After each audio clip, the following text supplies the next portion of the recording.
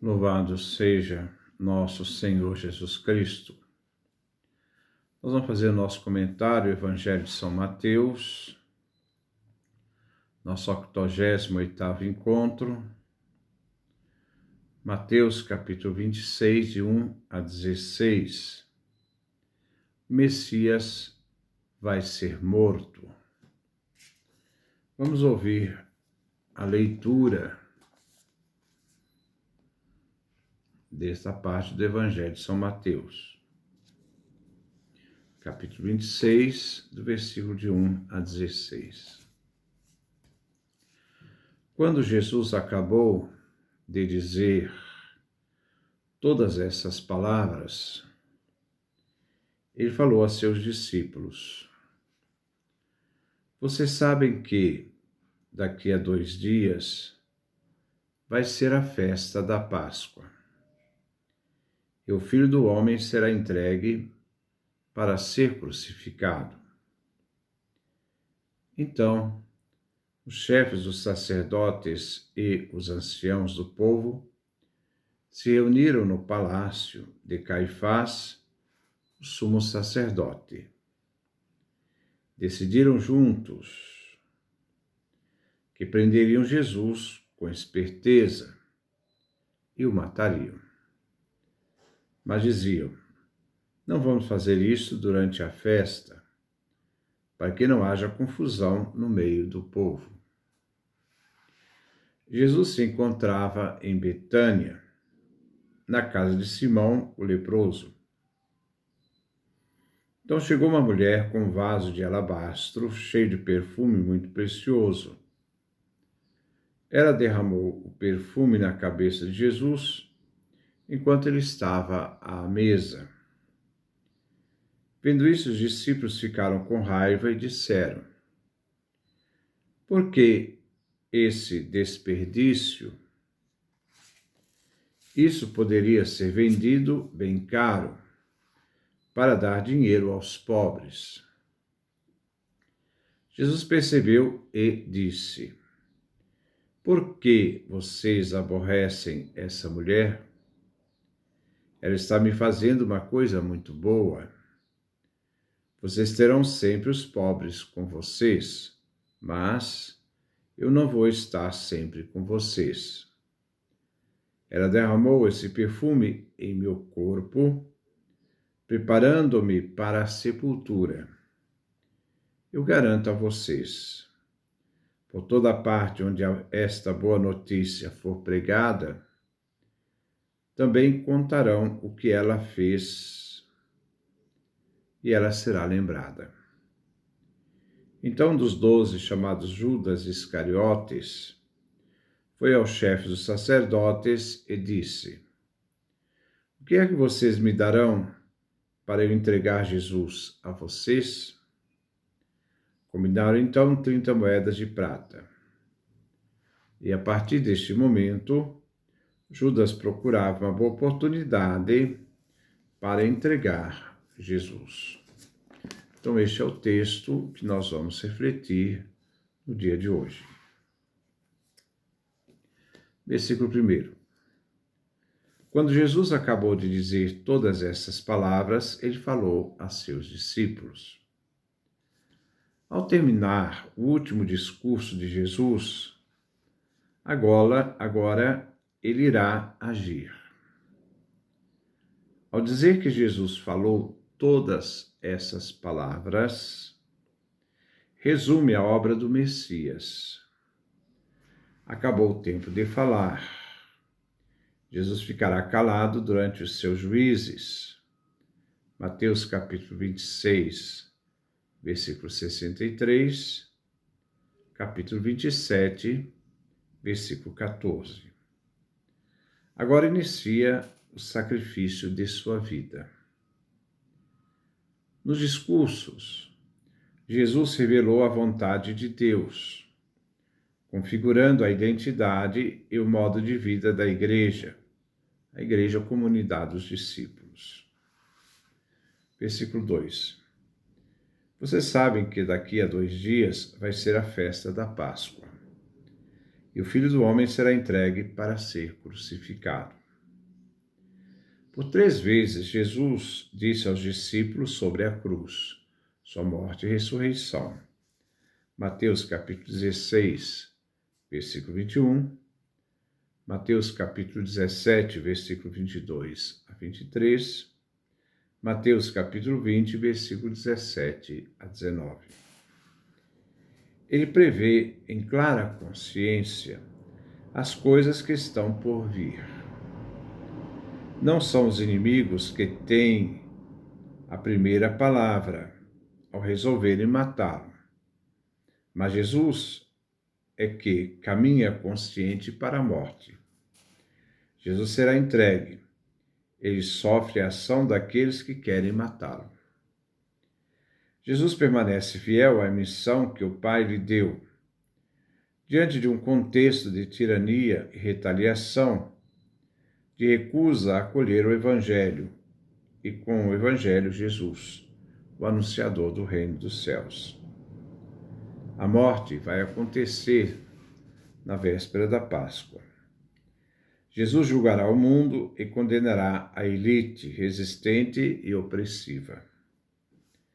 Jesus se submete aos poderes destrutivos.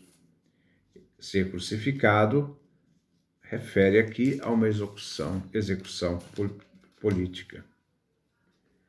Versículo 3. Então, os chefes dos sacerdotes e os anciãos do povo se reuniram no palácio de Caifás, o sumo sacerdote. O sumo sacerdote toma a decisão de matar Jesus. Caifás. Mateus coloca em relevo o papel desempenhado por Caifás, genro de Anás. João capítulo 18, versículo 13. Sumo sacerdote é o chefe supremo do sacerdócio judeu e presidente do Sinédrio. Mateus associa os anciãos do povo, o Sinédrio, que exerce as funções mais elevadas na casta sacerdotal. Devemos notar aqui que os fariseus não aparecem por enquanto, né? Só aparecerão mais tarde. Mateus capítulo 27, versículo 62. Versículo 4. Decidiram juntos que prenderiam Jesus com esperteza e o matariam. Os sumos sacerdotes e o sinédrio recorrem a um ardil, por meio de um processo baixo e traiçoeiro. O objetivo é planejar a morte de Jesus. Tudo foi planejado para tirar a culpa das autoridades judaicas, colocando a responsabilidade na autoridade romana. Atitude perversa, manipulando o poder. As autoridades estavam irritadas pelas ações de Jesus no templo, por desafiar, a autoridade das autoridades,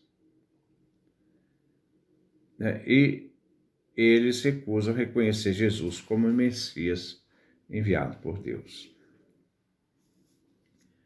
Versículo 5. Mas diziam, nós vamos fazer isso, isto é, não vamos fazer isso durante a festa, para que não haja confusão no meio do povo. Isto é, durante a festa da Páscoa, durante a presença da multidão. Como a festa da Páscoa estava próxima, devia ser planejado o ardil, de forma urgente, logo. Eles tiveram muitas oportunidades para prender Jesus, e então pensam em fazer uma arapuca para apanhá-lo. Como a multidão era favorável a Jesus, Mateus capítulo 21, do versículo de 1 a 17, ao revoltar,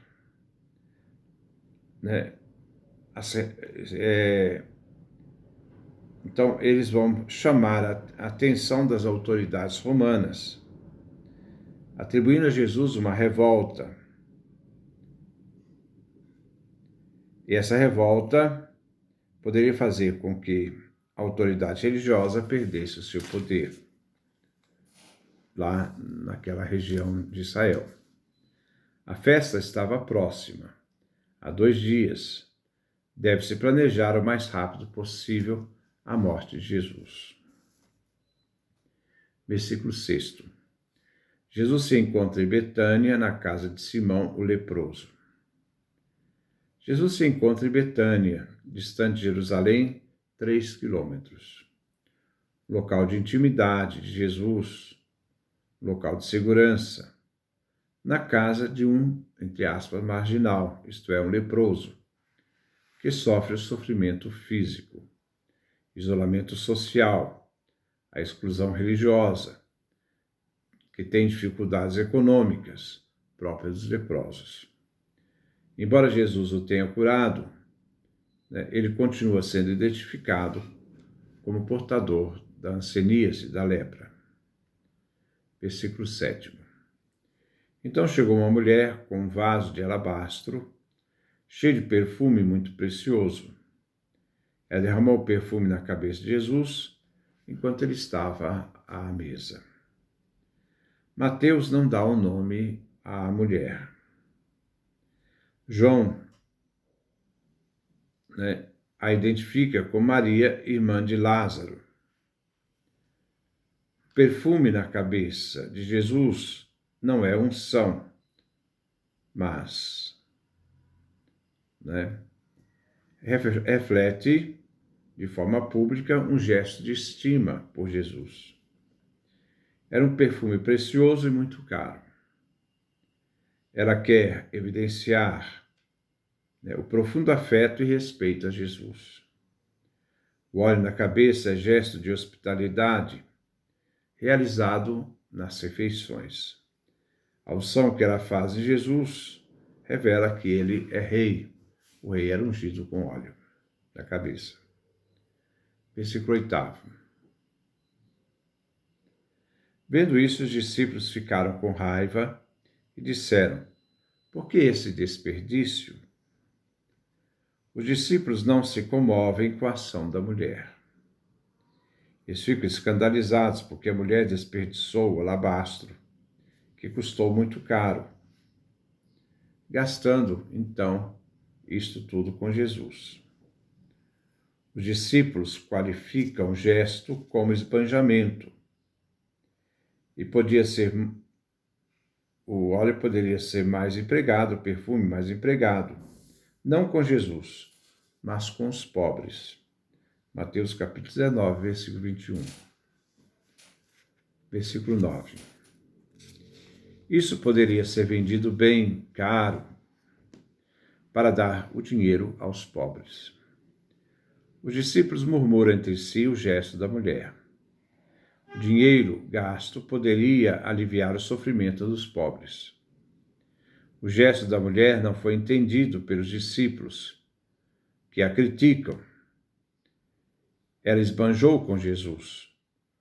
Poderia ter destinado valor aos pobres. Versículo 10. Jesus percebeu e disse: por que vocês aborrecem essa mulher? Ela está me fazendo uma coisa muito boa. Jesus corrige publicamente os discípulos e interpreta o gesto da mulher. Jesus também é pobre neste momento, com a pobreza total da morte. A ajuda aos pobres é feita em nome de Cristo. Jesus avalia o fato como coisa muito boa, aquilo que a mulher faz com ele. Um bom serviço.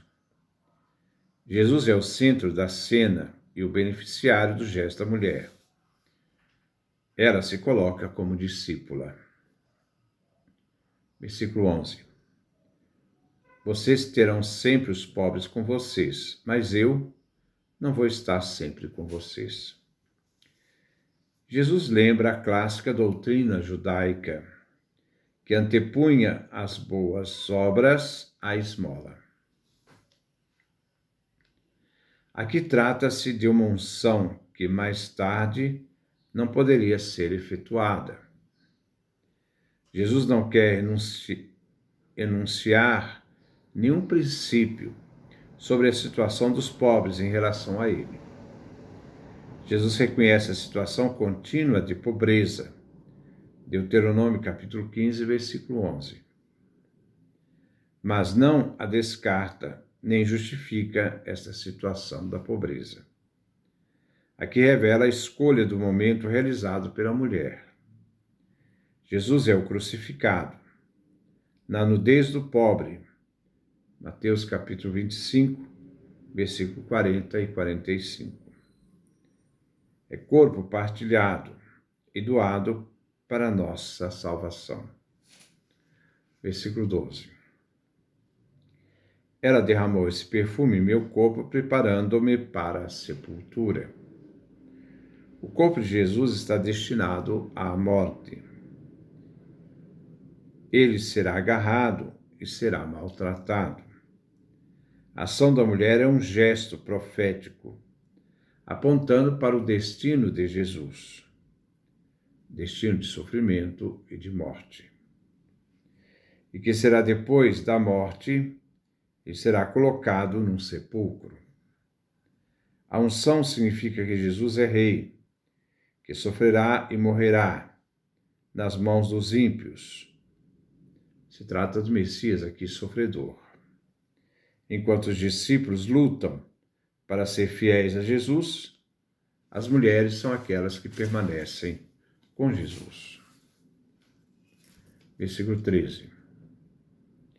Eu garanto a vocês, por toda parte onde essa boa notícia for pregada, também contarão o que ela fez, e ela será lembrada.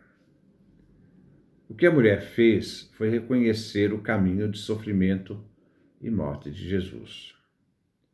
A boa nova da salvação do Messias Cristo, ungido que morre, portando para nós a salvação. O sinal da mulher é tão precioso porque nasce do amor a Cristo Jesus. O gesto da mulher brilhará como luz na grande treva da maldade das autoridades. Na pequenez da mulher revelará a sua grandeza. Versículo 14. Então, um dos 12, chamado Judas Iscariotes, foi aos chefes dos sacerdotes.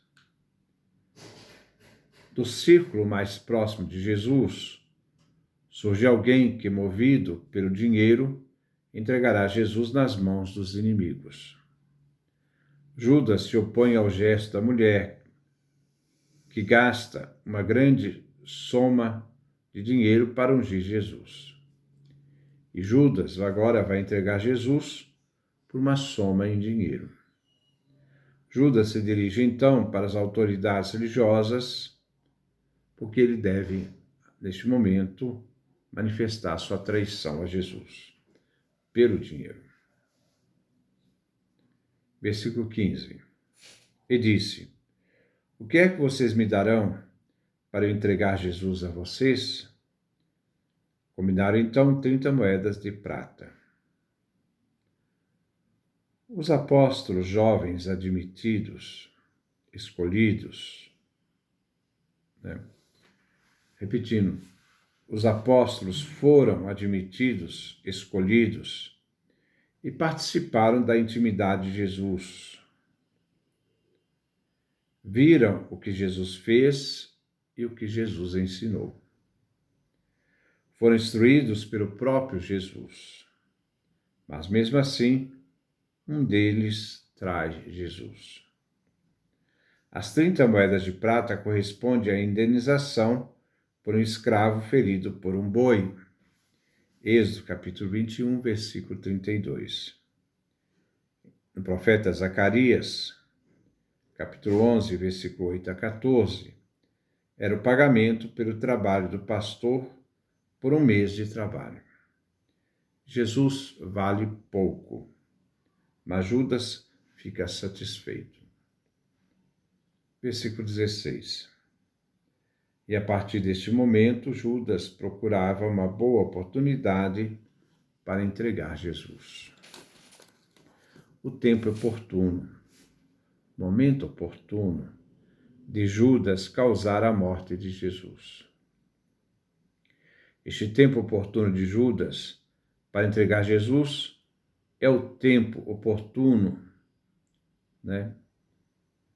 de Jesus, Mateus capítulo 26, versículo 18, para entregar sua vida sendo fiel ao Pai. Ao tempo oportuno de Judas para entregar Jesus, ao tempo oportuno de Jesus que entrega sua vida ao Pai.